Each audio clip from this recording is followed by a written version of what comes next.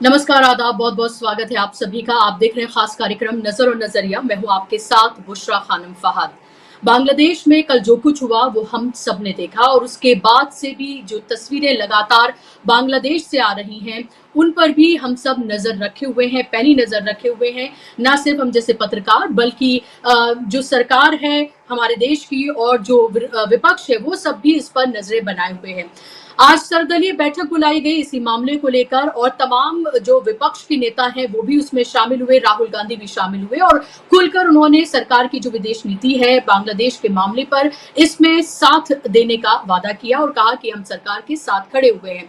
हालांकि इस मीटिंग में प्रधानमंत्री मौजूद नहीं थे, लेकिन रक्षा मंत्री थे, अमित शाह यानी कि गृह मंत्री भी इस सर्वदलीय बैठक में मौजूद थे।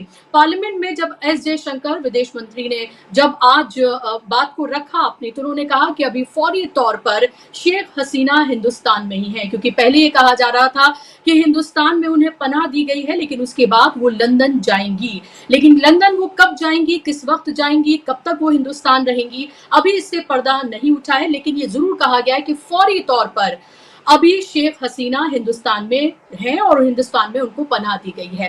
17 करोड़ की आबादी वाले इस बांग्लादेश में लगभग 15 साल से शेख हसीना राज कर रही थी। जनवरी 2024 में जब नतीजे आए वहां के आम चुनाव के, तो लगभग 93% वोट शेख हसीना की पार्टी आवामी लीग को मिले। सवाल ये अब उठ खड़ा हो रहा है कि आखिर ऐसी क्या नौबत आ गई कि देश के युवाओं को सड़कों पर उतरना पड़ा। जिस पार्टी को 93% वोट मिले हों, उसके विरोध में कुछ महीनों के बाद ही आखिर देश की जनता, देश के छात्र सड़कों पर क्यों उतर आए। इसी को लेकर तमाम तरह के सवाल उठ खड़े हुए हैं। आखिर जो लोकतंत्र की पक्षधर मानी जाती रही शेख हसीना, उनको उन्हीं के देश के लोग डिक्टेटर कहकर, तानाशाह कहकर क्यों पुकार रहे हैं। उन तख्ता पलट होने के बाद पूरे देश में आखिर बांग्लादेश में क्यों खुशी की लहर है। आपको ये पता है कि विरोध प्रदर्शन लगातार वहां पर हो रहे थे। जिस तरह से सरकारी जो नौकरियां हैं उनमें जो आरक्षण दिया जा रहा था उसको लेकर विरोध कर रहे थे लगातार छात्र। लेकिन छात्रों के साथ भी जिस तरह का बर्बरता का रवैया इख्तियार किया गया, उससे भी छात्र नाराज थे। छात्रों को लेकर जिस तरह की भाषा का इस्तेमाल किया गया, जिस तरह से उनके प्रदर्शन से डील किया गया, उस सब से छात्र बेहद नाराज थे। लेकिन जो अराजकता अभी फिलहाल बांग्लादेश की सड़कों पर हो रही है, उसको भी किसी भी तरीके से जायज नहीं ठहराया जा सकता है। आप देख रहे हैं कि बांग्लादेश में जो शेख हसीना यानी कि उनका जो आवास है उसमें किस तरह की लूटपाट की गई।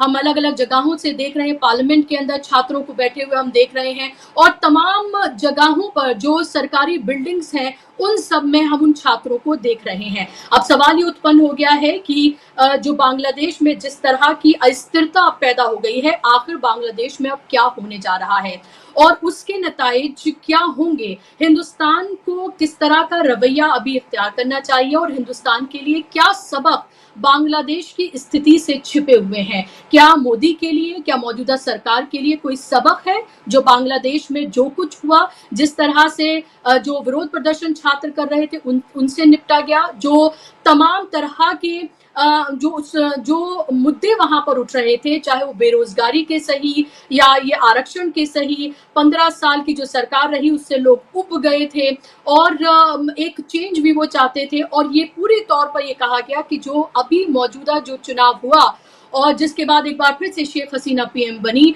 उसको रिग्ड बताया गया कि वो पूरे तरीके से रिग्ड था, क्योंकि एक लोकतंत्र में एक पार्टी को चौथे टर्म में 93% वोट मिल जाएं तो इससे आप अंदाजा लगा सकते हैं कि किस तरह से, किस लोकतांत्रिक प्रक्रिया का इस्तेमाल करके वो चुनाव कराए गए होंगे।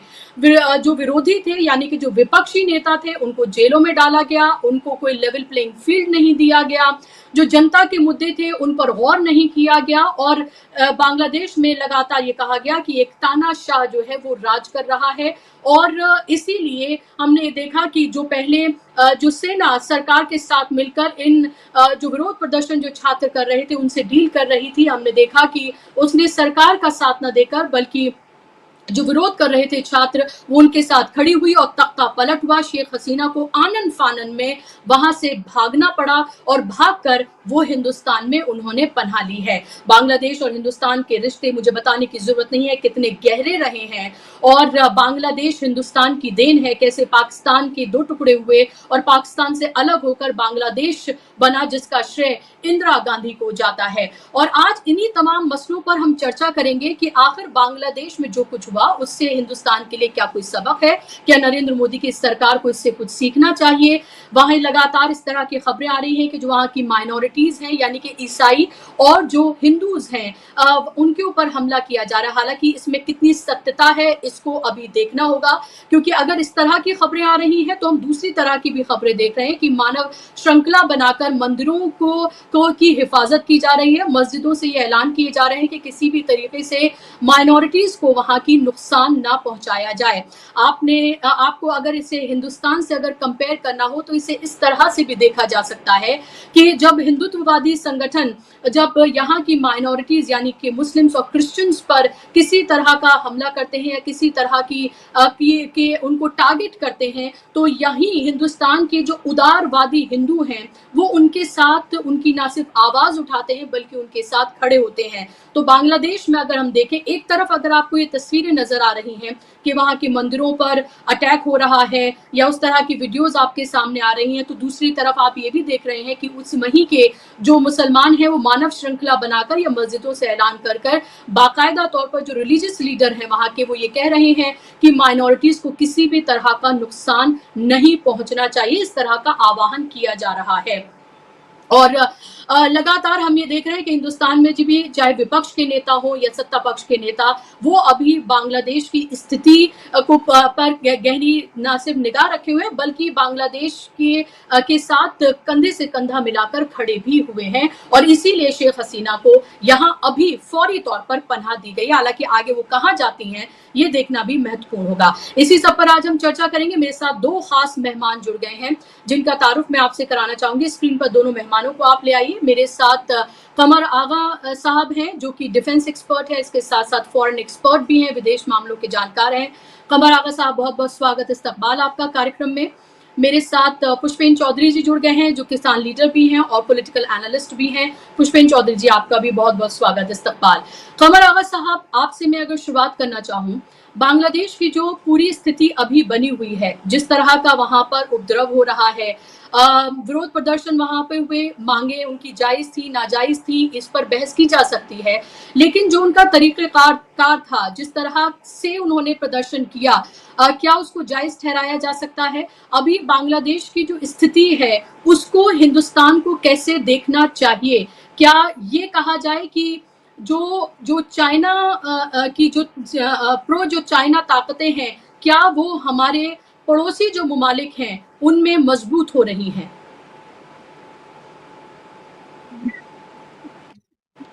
सारी बातें बता दी। बहुत ये सही बात है कि आपने बात की। देखिए, वहां पे जो अपोजिशन था वो तकरीबन 3 चीजों का था। एक तो स्टूडेंट जो मूवमेंट प्रोटेस्ट कर रहे थे, उनकी डिमांड थी बेसिकली कि उनको आरक्षण जो है उसको हटाया जाए, रिजर्वेशन के खिलाफ थे। उसी के अंदर फिर बाद में इस्लामिक ऑर्गेनाइजेशन जमात इस्लामी भी कूद पड़ी। फिर उसके बाद ये हुआ कि वहां की उनकी भी डिमांड जो थी वो हसीना हटाओ मूवमेंट से शुरू हुई। फिर उनके साथ वहां की जो दूसरी पॉलिटिकल पार्टी थी, पीएनबी और दूसरे ग्रुप जो थे उन्होंने ज्वाइन कर लिया। फिर तीसरा ग्रुप वहां पे था जो उग्रवादी या जिसे कह सकते हैं आप मिलिटेंट, ये सारे ग्रुप जितने थे ये बहुत ज्यादा पाकिस्तान से जुड़े हुए हैं। इसमें एक ग्रुप भी होगा कि याद होगा जिसमें काफी यहाँ पे और फिर उसके बाद बंगाल में मिलिटेंट स्ट्राइक्स की थी, वो सब। ये काफी लोग ट्रेंड हैं, ये ट्रेंड है अराजकता फैलाने के लिए, इनको ट्रेंड मिली है पाकिस्तान में। ये जितने भी ग्रुप जिनको मैंने नाम लिया, ये सब इलेक्शन से नहीं जीत सकते। इनका माइनॉरिटी भी है, इनका तरीका यही होता है कि वहां पे अराजकता फैला दो, फिर उसके बाद सत्ता पे कब्जा करने की कोशिश करो। ये बहुत समझ जी से कर रहे हैं। हमने देखा जम्मू एंड कश्मीर रीजन में भी इसी तरह की हरकतें पाकिस्तान ने वहां करने की कोशिश की, वहां तो कामयाबी मिली नहीं। अब वो बांग्लादेश में उनको जब मौका मिलता है वो इस तरह की हरकतें करते हैं, मंदिरों पे अटैक करना, फिर हिंदुओं के घरों को आग जलाना, ये इस तरह की या ईसाइयों को तो पाकिस्तान में भी ये लोग इसी तरह की हरकतें करते हैं, सरदारों के ऊपर या वहाँ के मंदिरों पे या वहाँ के जो और दूसरे अल्पसंख्यक या माइनॉरिटी के लोग हैं उनके साथ। ये इनका असल में इनकी जो आइडियोलॉजी है वो चाहते हैं प्योर इस्लामिक स्टेट का बनाना। और प्योर इस्लामिक स्टेट की मुराद ये है कि जैसे अफगानिस्तान में तालिबान ने बना दिया, इसके अंदर माइनॉरिटी का कोई रोल नहीं होगा, इसके अंदर यही है वो लोग यही नहीं बल्कि माइनॉरिटीज के अलावा जो मुसलमानों के अंदर की माइनॉरिटीज है उनको भी ये नहीं एक्सेप्ट करते, जैसे सूफी हैं या शिया हैं समुदाय के लोग, उनको भी ये नहीं मानते, उनको भी ये कहते हैं, शियों को कहते हैं कि हेरेटिक है, अन इस्लामिक कह दिया है, और सूफियों कहते हैं ये सही मुसलमान नहीं है। तो फिर तो ये तो इनकी लड़ाई अनएंडिंग है। ये जो फोर्सेज है ये फोर्सेज ऑफ डिस्टेबलाइजेशन है जिनको कहने चाहिए। इनके पास कोई डेवलपमेंट एजेंडा नहीं है, कोई प्रोग्राम नहीं है। ये मजहब को पॉलिटिक्स की तरह यूज करते हैं अपने इंटरेस्ट को बढ़ाने के लिए। जी, मैं आपके पास लौट रही हूँ कमर आगा साहब, और कुछ बहुत महत्वपूर्ण सवाल हैं मेरे पास आपके लिए। लेकिन पुष्पेंद्र चौधरी जी, बांग्लादेश में जो कुछ हुआ उसको आप कैसे देख रहे हैं? क्या हिंदुस्तान के लिए इसमें कोई सबक छुपे हुए हैं जो हमें देखने की जरूरत है? क्योंकि हम अगर पिछला चुनाव देखें जो जो बांग्लादेश में हुआ, जब चौथी बार शेख हसीना प्रधानमंत्री बनी, तो लगभग 93% उनको वोट मिले थे, और लगभग विपक्ष की गैर मौजूदगी में उनको कोई लेवल प्लेइंग फील्ड न देकर शेख हसीना ने ये चुनाव लड़ा, और शेख हसीना एक बार फिर से प्रधानमंत्री बनी। और उन्हीं शेख हसीना को वहीं की जनता ने कुछ महीने बाद ही विरोध प्रदर्शन हुए, तख्ता पलट हुआ और उन्हें वहां से भागना पड़ा। क्या आप इसकी वजह देखते हैं और कैसे देखते हैं इन तमाम चीजों को आप? और क्या, वही मेरा सवाल, कि क्या हिंदुस्तान की सरकार में के लिए कोई सबक है इससे?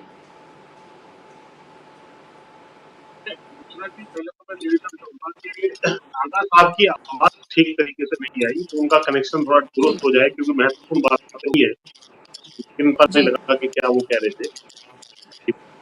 जी कमाल साहब, मेरी रिक्वेस्ट है अगर आप ईयरफोन्स लगा सके तो शायद आपकी आवाज मुझ तक बेहतर आएगी, क्योंकि जब आप जुड़े थे तो आवाज ठीक थी और आप बोलना शुरू किया तो आवाज थोड़ी सी गड़बड़ हो गई। मैं टीम से भी कहूंगी कि आपसे एक बार बात करें। जी, जहाँ पे मैं हूँ इस समय वहाँ पे मौजूद नहीं है। जी मैं टीम से कहूंगी आपसे बात करें। जी पुष्पेंद्र जी, इसमें जो हुआ है बांग्लादेश में और जो हो रहा है 10 साल से, इसके लिए एक बड़ा अच्छा आर्टिकल इंडियन एक्सप्रेस में, why Hasina had to flee, ये एक इंटरनेशनल थिंक टैंक के एक व्यक्ति हैं सैयद मुनीर आसरू का एक, अगर इसको जी देखना चाहें, ठीक है जी। इसमें उन्होंने बहुत विस्तार से सारी बात को बताया है वाई हसीना हैड। इन्होंने बहुत बताया कि 2009 के बाद जो चुनाव 3 हुए हैं, 2014 का हो, 2018 का हो या 2024, वो एक तरफा चुनाव थे, सेंस में नहीं कि विपक्ष ने पार्टिसिपेट किया और उनको लेवल प्लेइंग फील्ड दिया गया और बड़ी जबरदस्त तरीके से पॉपुलर गवर्नमेंट की आई। इस पॉइंट ऑफ व्यू से कि वो उन्होंने बहुत ज्यादा पार्टिसिपेट उसमें नहीं किया, चुनाव का बायकॉट किया, या उनको इस तरीके से दबाया गया, या जिस तरह की इन्होंने जो है दमनकारी नीतियां पिछले 15 साल में अपनी, उसी का ये फाइनल कल्मिनेशन या जो है जो आपके सामने भागने के लिए इनको मजबूर वहां देश छोड़ करके होना पड़ा। अब इस आर्टिकल में यदि आप शेख हसीना के नाम की जगह दें और बांग्लादेश के नाम की जगह दें, तो बिल्कुल किसी को पता ही नहीं लगेगा कि ये इंडिया की बात हो रही है, बांग्लादेश की बात होगी। और जैसा इसने भविष्य बता दिया कि यदि आप अपनी आबादी को अलग थलग करेंगे, डेमोक्रेटिक इंस्टीट्यूशंस को कुचलने का काम करेंगे, विपक्षियों को जेल में डालने का काम करेंगे, आंदोलन कुचलेंगे, फिजिकल तक जो है वायलेंस आप करेंगे, लाखों लोग जो है आपके खिलाफ आकर के आसपास, जैसे किसान हम लोगों ने आंदोलन किया था, बैठे बैठे 700 से ज्यादा किसान, उसके बाद भी सरकार नहीं सुन रही है। यहाँ तो 300 आदमी मरे, क्रांति हो गई। हम लोग 700 पर, आपके दर्शकों के लिए बता दूं कितना पेशेंस और धैर्य इस देश की जन शांतिपूर्ण तरीके से बैठे बैठे 700 लोग मर गए महीने तक, और देश में हम लोगों ने ताकत होते हुए भी को अंजाम नहीं दिया, जो कि वहां पर अंजाम दे दिया गया। तो जो भी सरकार आती है, हालांकि आर्थिक मोर्चे पर शेख हसीना ने पिछले 15 साल में बड़ा अच्छा काम किया, ये भी सच्चाई है, और गरीबी की रेखा से भी ये लगभग 2.5 करोड़ पॉपुलेशन को ऊपर लेके आए, ये भी ठीक है। या एशिया में एक अच्छी ग्रोथ आई, पर कैपिटा इनकम इनकी अच्छी खास हुई। लेकिन ये तमाम चीजें जब आप सिविल जो है लाइबिलिटीज को जो है कुचलने करते हैं, और जनता की जो अधिकार है, या प्रेस के ऊपर इन्होंने तरह तरह के शिकंजे, जिस तरीके से ये सरकार अभी एक बिल लाने वाली है, तो जिसमें लोग यूट्यूब चैनल भी उसके दायरे में आ जाए, उनको कुचलने का काम हो। एक तरफा नैरेटिव जिस प्रकार से मीडिया के अंदर बनाया गया, चाहे किसानों ने आंदोलन किया हो, उस टाइम किसानों को खालिस्तानी, पाकिस्तानी और पता नहीं देशद्रोही क्या क्या कहा गया, इसी तरीके से इन्होंने जो इनके खिलाफ आंदोलन थे, वहां पे उनको रजाकार कह करके बदनाम किया, जो कि बहुत ही बेइज्जती वाला टर्म वहां माना जाता है। तो उसके खिलाफ एक रिएक्शन जो है देश में धीरे धीरे पनप रहा था, और इनकी सत्ता को पॉपुलरिटी की वजह से नहीं, दमनकारी नीतियों के कारण जो है ये करना चाहती थी, ये कर रही थी, तो धीरे धीरे ये तानाशाह में तब्दील हो गई थी, और जिसका एक भारी विस्फोट इतने लंबे समय के बाद जो है, चाहे वो आरक्षण के मुद्दे पर शुरू हो, लेकिन वो हुआ, और बाद में एक तानाशाह को उसी तरीके से देश छोड़ करके भागना पड़ा, जिस तरह का तानाशाहों का पूरा इतिहास जो है रहनाशाह अंत में खदेड़े जाते हैं, भगाए जाते हैं। और हमारे देश के लिए बिल्कुल लेसन है कि हमारा देश भी जिस तरीके से अलगाववाद झेल रहा है, कहीं आप सिखों को अलग कर देते हैं, कहीं मुसलमानों को अलग में, कहीं मणिपुर में हिंसा हो रही है, कहीं आप किसानों को देशद्रोही बता देते हैं। तो ये जो सारे का सारा चीज घटनाक्रम है, और आपको जो है बेरोजगारी जैसे मुद्दे पर, क्योंकि हमारा देश भी युवा देश है, 65% के आसपास आबादी हमारी 35 साल से कम आयु की है, रोजगार उनको मिल नहीं रहे हैं। अगर 100 जॉब निकल जाए तो 20-25 लाख आदमी अप्लाई करने पहुंच जाता है, अफरा तफरी बच जाती है। तो इससे ये पता लग रहा है कि देश में हालात हमारे भी बहुत ज्यादा अलग नहीं है। यदि इस चीज को नहीं संभाला, मीडिया को लिबर्टी नहीं दी, सिविल सोसाइटी को काम करने का मौका नहीं दिया, आंदोलनकारियों की बात नहीं सुनी, या विपक्ष के जो नेता है उनको जेल में जिस तरीके से डाल दिया जाता है, आनंद फानंद में उनकी पार्टियों को तोड़ दिया, ये तमाम इनकम टैक्स छोड़ दिया जाता है, तो ये दमनकारी तानाशाही नीतियां यदि मोदी सरकार की जारी रही, तो मुझे नहीं होगा कि हाल भी इससे ज्यादा बुरा हो, और एक क्रांति जो हो जाए। अब आप देख रहे हैं कि एक SC/ST की जो है वर्गीकरण वाली बात आ गई है, उसके लिए SC/ST समाज में भयंकर रोष है, कुछ उसका सपोर्ट कर रहे हैं, कुछ अगेंस्ट है, वो एक नया मुद्दा पैदा हो गया है। और बाकी तमाम मुद्दे ऐसे, और किसान भी अभी भी पंजाब हरियाणा के बॉर्डर पर बैठे हुए हैं। 13 फरवरी से आपको फुर्सत ही नहीं मिली उनकी कोई सुनवाई करने की। अगर कोई आ रही है उसको आप बताइए, वार्ता करिए। ये तो मरने के लिए आदमी को छोड़ देते हैं कि भाई बैठे बैठे तुम मर जाओ। बैठे बैठे आदमी मरता नहीं है, एक स्टेज पे जाके वो विद्रोह कर देता है। इस बात को सरकार को समझना चाहिए, लेसन लेना चाहिए, सुधर जाए, वरना जनता इस देश की मालिक है, और जनता के अनुसार अगर आप नहीं चलोगे, 1 मिनट में कान पकड़ के आपको भगाने का काम जो है जनता कर दे। जी जी कमर आवाज साहब, अगर आप मुझे सुन पा रहे हैं तो मेरा सवाल आपसे है कि शेख हसीना के लिए अब क्या ऑप्शंस बचे हैं, और उसके साथ साथ क्या अब बांग्लादेश के जनता को कोई स्थिर सरकार क्या जल्द मिलेगी? क्या आप उम्मीद कर रहे हैं कि जल्द वहां पर इलेक्शन हो सकते हैं? अगर हम यहाँ देखते हैं, खालिदा जिया की बात करते हैं तो वो प्रो चाइना मानी जाती है, प्रो पाकिस्तान मानी जाती है, प्रो हिंदुस्तान नहीं मानी जाती है। अगर उस तरह की ताकतें वहां पर परवान चढ़ती हैं तो फिर भारत के लिए किस तरह का खतरा? बहुत सी क्वेश्चन चल रही है। पहली बात तो ये कि वहाँ पे बहुत समय लगेगा अब इलेक्शन होने में। आर्मी एक बार अगर सत्ता में आ जाती है, अब वो उसी तरह से कर रहे हैं, army back government, interim government बनाई है, फिर जो इलेक्शन होगा वो भी इसी तरीके का होगा जैसे पाकिस्तान में हुआ, मुझे तो लगता है। और पूरी तरीके से डेमोक्रेसी वहाँ पहले भी नहीं थी और अभी भी मुझे लगता है कि काफी वक्त लगेगा आने को। लेकिन ये है कि बांग्लादेश के अंदर एक बहुत बड़ा सेक्शन है जो काफी डेमोक्रेटिक नजर आता है, जो काफी सेकुलर है, वहाँ पे लड़ाई भी लड़ रहा है इस्लामिस्ट से, काफी समय से मर भी रहा है। मैं समझता हूँ अकेला मुस्लिम देश है जहाँ पे ऐसा हो रहा है। तो वो डेमोक्रेसी की लड़ाई बाद में शुरू होगी। अभी तो ये था कि शेख हसीना का फ्यूचर तो खत्म हो गया, उन्होंने अनाउंस भी कर दिया कि वो जो है अब दोबारा सत्ता में यानी पॉलिटिक्स में वापस नहीं आएंगी। उनके बेटे ने ये अनाउंस किया है और उनकी उम्र भी काफी हो गई है। अब जहां तक है खालदा जिया का मामला, उनकी भी उम्र बहुत है, नई लीडरशिप है नहीं, उनकी पार्टी का भी पता नहीं कितना बड़ा सपोर्ट मिलता भी पता नहीं है। लेकिन एक चीज जरूर है कि शेख हसीना की जो पार्टी थी अवामी लीग, इसका बेस बहुत बड़ा है, लेकिन लीडरलेस की पार्टी हो गई उनके जाने से। उन्होंने नई लीडरशिप को इमर्ज नहीं करने दिया। तो अब उसकी भी एक स्ट्रगल होगी, कौन इमर्ज करता है, कितनी बड़ी होती है, इसी फॉर्म में रहती है या टूट जाती है, ये आने वाला समय बताएगा।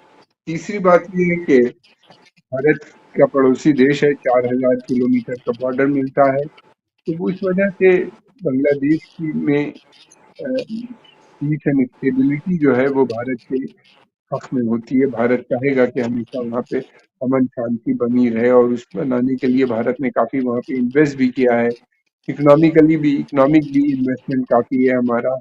और उसके अलावा पानी की शेयरिंग है, बहुत चीजें हैं भारत जिनमें उनकी मदद करता है।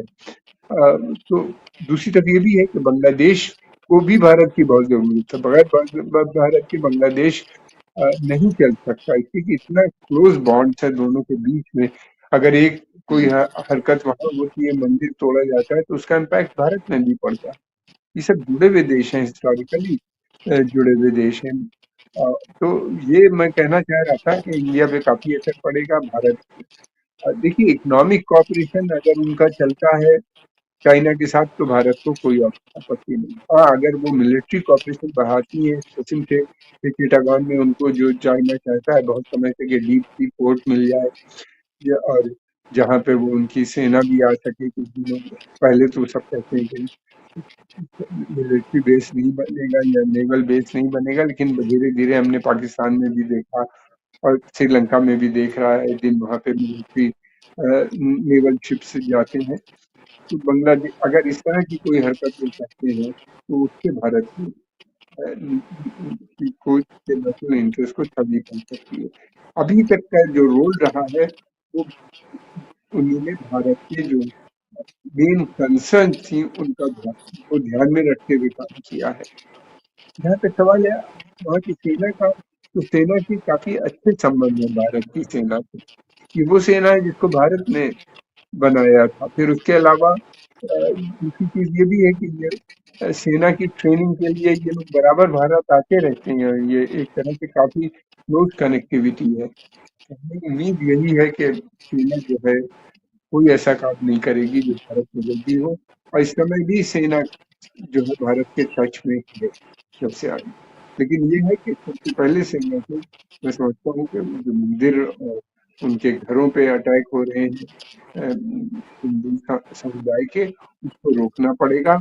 और उससे पहले मैं समझता हूँ तमाम मुल्क में जो वायलेंस फैल रहा है उसको भी तुरंत वाले। लेकिन अभी तक यूपी गवर्नमेंट बन जाए, शायद वो चाहते ही है कि वो उसके मदद से फिर ये काम करेंगे या क्या करेंगे उसका भी। जी, महत्वपूर्ण बातें आपने कही हैं यहाँ पर इन तमाम चीजों को। जी एक चीज मैं कहना चाहूंगा, मेरा 5:30 बजे से 4:30 बजे से दूसरा प्रोग्राम भी है, मैं समझ रहा था जी हाफ एन जी आवर का। जी जी जी। मैं 4:30 तो बजे मेरा मैं आप ही से सवाल ले लेती हूँ, फिर मैं पुष्पेन जी से सवाल ले लूंगी। आपसे मैं आखिरी सवाल ले लेती हूँ। आप अभी जो जिस तरह का पूरा एक एजेंडा एक certain set of group Hindustan में चलाने की कोशिश कर रहा है कि वहां पर जो माइनॉरिटीज के साथ हो रहा है उसके सेंटिमेंट का फायदा उठाकर एक तरह का एंटी मुस्लिम जो नैरेटिव हिंदुस्तान में फैलाने की कोशिश की जा रही है, खासतौर पर एक सर्टेन सेक्ट ऑफ मीडिया की तरफ से, उसको आप कैसे कैसे देखते हैं? वहां जो माइनॉरिटीज के खिलाफ जो भी हो रहा है, या उन खबरों में कितनी सत्यता है, या उसको कितना बड़ा चढ़ाकर बताया जा रहा है? क्योंकि आप पता नहीं कितना सोशल मीडिया आप देख पा रहे होंगे, क्योंकि सोशल मीडिया पर फेक खबरों की एक भरमार, एक बाढ़ सी आ गई है, और पुरानी वीडियोस न जाने कहां कहां की शेयर करके एक अलग तरीके का माहौल जो है वो हिंदुस्तान में भी क्रिएट करने की कोशिश राइट विंग के जो इन्फ्लुएंसर्स हैं वो करने की कोशिश कर रहे हैं। इस सब को आप कैसे देख रहे हैं? पहली बात कीजिए कि बांग्लादेश की बात समझनी चाहिए थी। वहां पे जो कट्टरपंथी ताकतें हैं उनका काम ही यही है कि टेंशन करा दो दो मुल्कों के बीच में। राइट विंग फोर्सेस हिंदुस्तान के अंदर भी हैं, हिंदुस्तान के अंदर भी राइट विंग फोर्सेस हैं, वो उनका फायदा उठाएंगी। ये एक बड़ी समस्या है। जितने भी मुस्लिम देश हैं हम देख रहे हैं, वहां पे ये एक कट्टरपंथी ताकतें एक मुसीबत बन गई हैं, उनके लिए भी और पड़ोसी देशों के लिए भी। दूसरी बात ये कि बुशरा, भारत के अंदर डेमोक्रेसी है, रूल ऑफ लॉ। हमने देख लिया पिछले इलेक्शन में, आपने सबने देखा, किसान नाराज हुआ, किसान ने सबक सिखा दिया, और भी दूसरी समुदाय थी वो भी जुड़ गई उनके साथ। तो भारत के अंदर इस तरह की नीतियां चल के बहुत समय तक नहीं चल सकती। और यहाँ से ये भी तय हो गया है पिछले इलेक्शन से कि भारत से डेमोक्रेसी कोई खत्म भी नहीं कर सकता, क्योंकि भारत में ये प्रॉब्लम दूसरे देशों में नहीं है। ये इस तरह की जो पोजीशन है अभी किसी भी इस्लामिक देश में नहीं नजर आती। और इसी के चलते हुए हम ये देख रहे हैं कि एक के बाद एक देश जो है वो फेल्ड स्टेट होता जा रहा है, और उसके बाद वो स्टेट में अराजकता फैलती जा रही है। अभी देख लीजिए क्या हालत हो गई है। कितने देश, मुस्लिम देश जो हैं वो इन्हीं का शिकार हो गए हैं। सूडान, सोमालिया, चैड, नाइजर, माली, कैमरून, फिर उसके अलावा अफगानिस्तान, पाकिस्तान की जो हालत है हम सब देख रहे हैं। उसके अलावा क्या कहते हैं, इराक, सीरिया, एक के बाद एक के बाद एक के बाद एक। अब ईरान के ऊपर अमेरिका अटैक कर देगा, फिर उसके बाद ये मिलिटेंट ग्रुप वहां पे आए दिन वैसे भी करते रहते हैं। ये मतलब कोई यूनिटी नहीं है, कोई ऑर्डर नहीं है। इन लोगों ने पहले ही कह दिया है कि एक तो इन्होंने अजीब किस्म की थियोलॉजी डेवलप कर ली। एक तो थियोलॉजी इनकी ये है कि डेमोक्रेसी अन इस्लामिक है, स्ट्रॉन्ग गवर्नमेंट की जरूरत है, शरिया लॉ हम इम्प्लीमेंट करेंगे। शरिया लॉ मैन मेड है, वो भी मैन मेड है।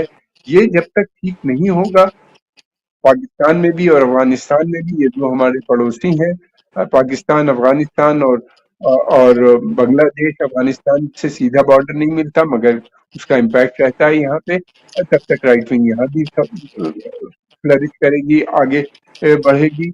ये बहुत बड़ा चीज है। लेकिन एक चीज है, भारत की जो जमात इस्लामी पार्टी है वो इनकी तरह नहीं है।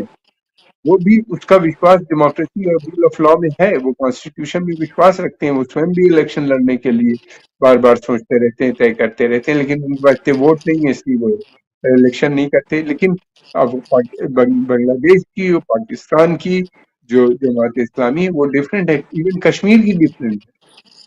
ये जब तक इन घटनाओं पे चेंज नहीं आएगा, मैं समझता हूँ कि इंडियन जमात इस्लामी को बोलना चाहिए, समझाना चाहिए, इन लोगों को बात करना चाहिए, लेकिन क्यों सुनेंगे। इसके अंदर गवर्नमेंट से इन्वॉल्व है। बड़ी मुश्किल तो ये है, गवर्नमेंट इनका यूज करती है, पाकिस्तान इनका यूज कर रही है, उनको ट्रेनिंग दे रही है, उनको फीड कर रही है, उनको भेज रही है। बांग्लादेश में बताइए, इतने बड़ी पॉपुलेशन है वहां पे अगर अराजकता फैल जाती है तो कौन मरेगा? मुसलमान मरेगा और कौन मरेगा? क्या हो रहा है अफगानिस्तान? जब तालिबान आए तो लाखों लोग मुल्क छोड़ के भाग गए। कितने लोग जहाज पर चढ़ना चाहते थे, वो जो अमेरिकन ट्रांसपोर्ट उससे टपके हैं, गिरे हैं, मरे हैं लोग, यानी कितने डिस्परेट थे। ये मतलब मुसलमानों को ये बात सोचनी चाहिए। अगर अभी नहीं सोचेंगे तो फिर मैं नहीं समझ सके क्या। पाकिस्तान का भी क्या आप कोई सिमिलैरिटी देखते हैं? जी, क्या कमर आगा साहब आप कोई सिमिलैरिटी देखते हैं? जी, लास्ट सवाल मेरा आपसे, क्या आप कोई सिमिलैरिटी देखते हैं राइट विंग यहाँ पर जो कर रहा है और जो हार्डलाइनर इस्लामिस्ट दूसरे मुल्कों में जो कर रहे हैं, उसमें आप कुछ सिमिलैरिटीज देखते हैं? क्योंकि यहाँ पर माइनॉरिटीज को आए दिन जिस तरह से तताया परेशान किया जाता है। जी, राइट विंग हर जगह एक सा होता है। राइट विंग बढ़ क्यों रहा है यहाँ, उसके भी तो कुछ कॉजेज आप देख रहे हैं कि आपको नहीं दिखाई देता क्या रीजन है? आज से 10 साल पहले क्यों नहीं था, या 20 साल पहले क्यों नहीं? तो मैं ये सिमिलैरिटी सब जगह एक सी होती है, चाहे फ्रांस में हो या इटली में हो, वहां पे भी वो माइनॉरिटीज के पीछे पड़े हुए हैं। फ्रांस में भी आप देख रहे हैं क्या हो रहा है वहां पे, किस तरीके से उन्हीं ने अपने को बचा लिया, डर गए वो लोग। लेकिन इटली में उनकी तादाद बढ़ती भी नजर आती है। अमेरिका के अंदर राइट विंग जो कर रहा है, राइट विंग एक होता है, एक दूसरे से इनको मदद मिलती है। हमारे यहाँ जो बढ़ रहा है वो इनकी वजह से बढ़ रहा है। भाई आपने मुल्क बनाया है, मुल्क के अंदर अमन शांति होनी चाहिए, कोई निजाम होना चाहिए, कोई निजाम ही नहीं रहता, कोई गवर्नमेंट ही नहीं चल पाती। इतना करप्शन, और इस्लाम में सख्त मनाही है करप्शन के लिए।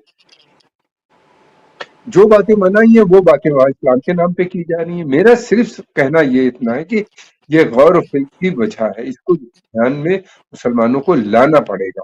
कोई इस पे बात नहीं करता, मैं बात कर रहा हूँ, मुझको बुरा कहा जाता। थैंक यू विश्वा। जी, थैंक यू। बहुत-बहुत शुक्रिया कमर आगा साहब कार्यक्रम का हिस्सा बनने के लिए, आपने वक़्त दिया उसके लिए।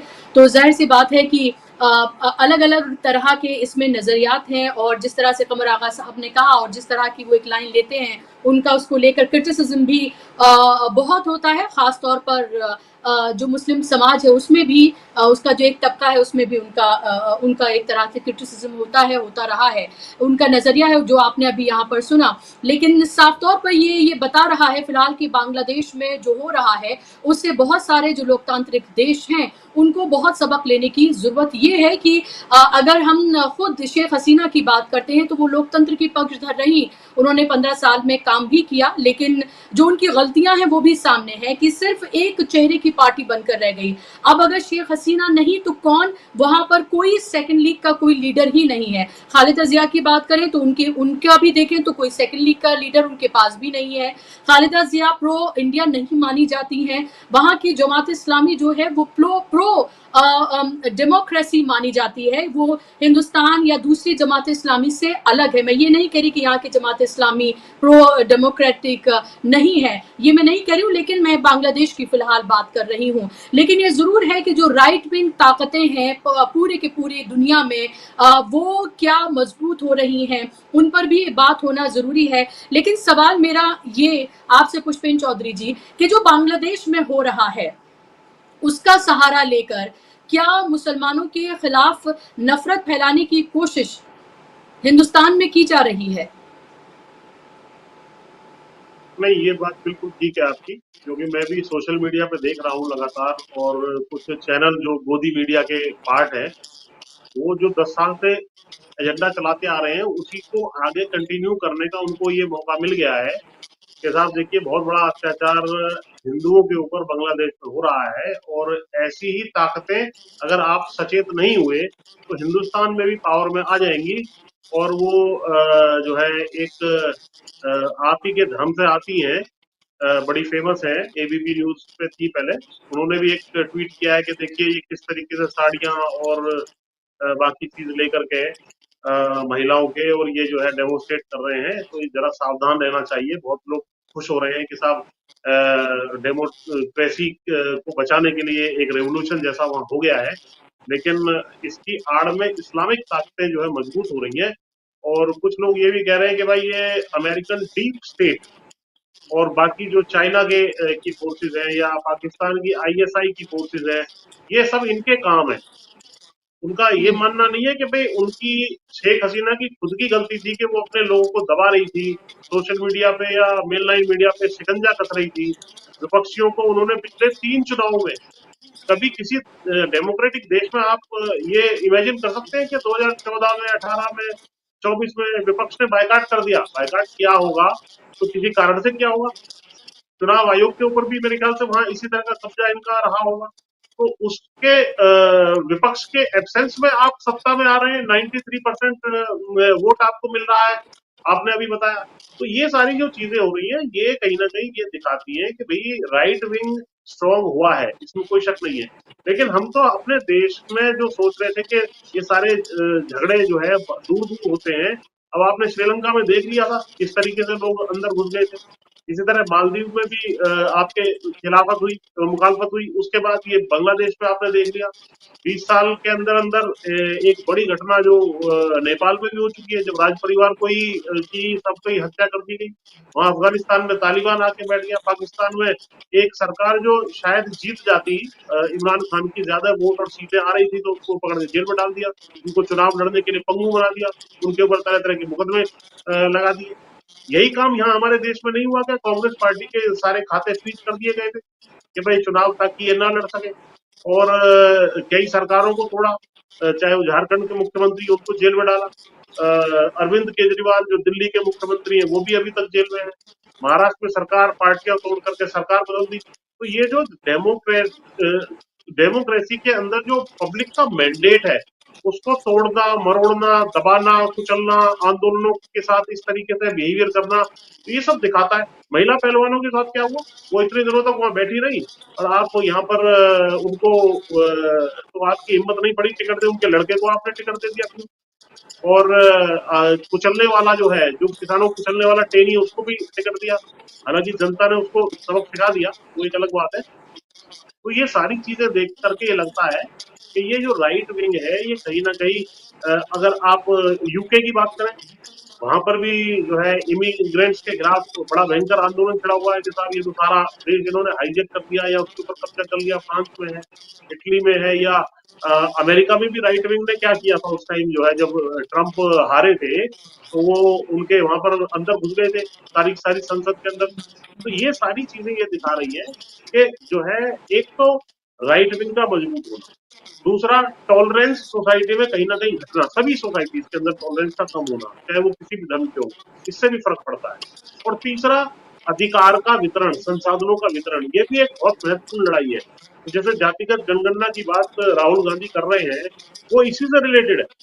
अगर बहुत बड़े तबके को आप सत्ता के पावर स्ट्रक्चर से दूर रखेंगे, यहाँ 90% लोग जो दलित हैं, SC ST OBC माइनॉरिटीज हैं, उनकी सत्ता में भागीदारी नगण्य है, 2-5%, 7%।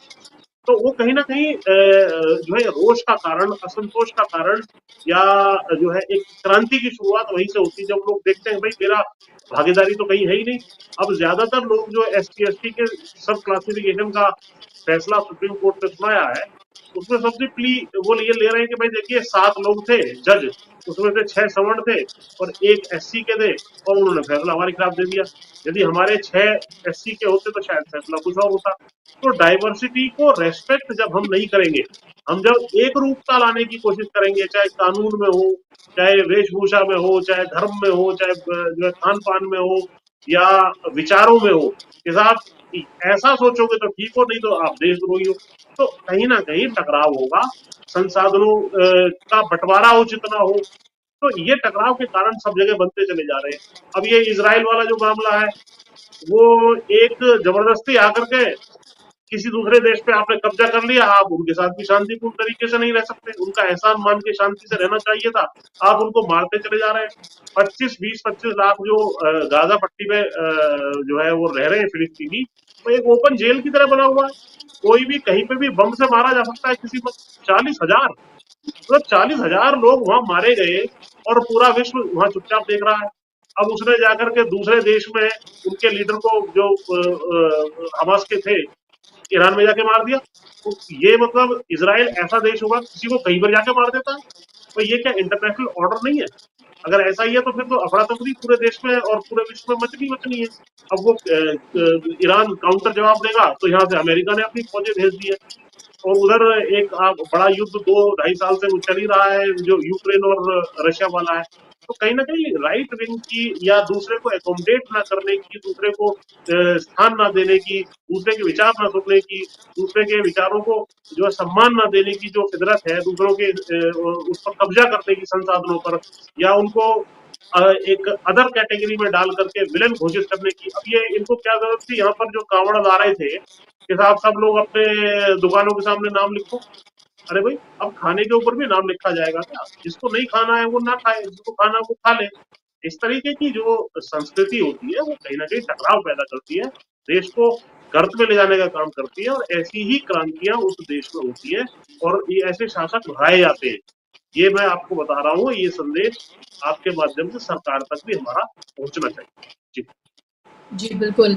बहुत सारे संदेश उसमें छिपे हुए हैं और बहुत सारे संदेश जो हैं वो खुलकर सामने भी आ गए हैं। जिस तरह से जो विरोध प्रदर्शन वहाँ पर किए जा रहे हैं, जिसने हिंसक रूप ले लिया, ज़ाहिर-सी बात है उसका कोई पक्षधर नहीं है।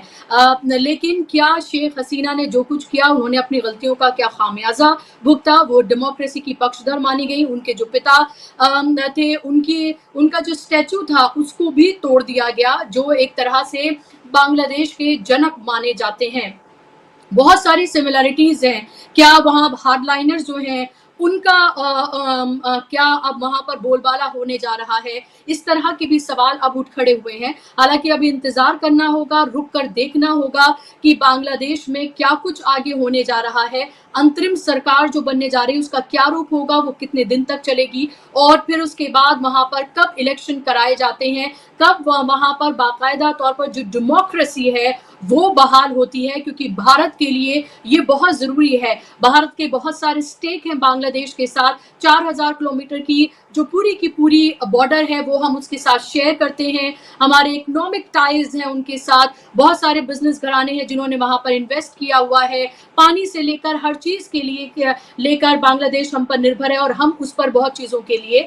तो ये तमाम चीजें हैं जिसको देखना बहुत जरूरी है, और ये भारत के लिए बिल्कुल भी अच्छा नहीं हो सकता है कि उसका जो पड़ोसी हैं वो अस्थिर हो, या फिर वहां पर एक ऐसी सरकार आए जिससे बात करना मुश्किल हो जाए, या फिर जो प्रो हिंदुस्तान ना हो। ये तमाम चीजें बहुत महत्वपूर्ण है। पाकिस्तान से लेकर हमने बांग्लादेश, श्रीलंका, मालदीव्स, इन तमाम जगहों पर, यहाँ तक कि नेपाल में भी हमने कुछ वक्त तक देखा अस्थिरता का माहौल जो देखा, और बांग्लादेश में जो कुछ हुआ है, शेख हसीना को जो वहां से भागना पड़ा है, हिंदुस्तान में भी उन्होंने पनाह ली है, आगे क्या परिस्थितियां वहां पर पैदा होती हैं। और सवाल वही जो पुष्पेन जी ने भी उठाए और जो सबके जहन में है कि जड़ें जो हैं हिंदुस्तान में वो लोकतंत्र की बहुत मजबूत है। तो और दुनिया का सबसे बड़ा लोकतंत्र है हमारा देश, उसको इस तरह से हिलाया नहीं जा सकता है। लेकिन क्या जड़ों को खोखला करने की कोशिश की जा रही है, जिसके बाद विपक्ष लगातार करता रहा है कि संविधान को खतरा है, लोकतंत्र को खतरा है। पूरा का पूरा इलेक्शन लोकतंत्र और संविधान को बचाने के नाम पर लड़ा गया 2024 का, जिसमें बहुत हद तक हम कह सकते हैं कि प्रो पीपल मैंडेट जो है वो विपक्ष को मिला, और कोई लेवल प्लेइंग फील्ड विपक्ष को नहीं दिया गया। और इलेक्शन कमीशन का रवैया किस तरह करा, उसके बावजूद भी हमने देखा कि एक सर्टेन नंबर पर पहुंच पाया यहाँ का विपक्ष। तो क्या नरेंद्र मोदी की जिस तरह की नीतियां हैं उन सब से उनको क्या इस सब से सबक लेने की जरूरत है? ये सवाल बार बार उठ खड़े हो रहे हैं। बहुत शुक्रिया पुष्पेन जी आपका कार्यक्रम का हिस्सा बनने के लिए, अपना समय देने के लिए, और शुक्रिया आप तमाम दर्शकों का भी कार्यक्रम का हिस्सा बनने के लिए। नमस्कार।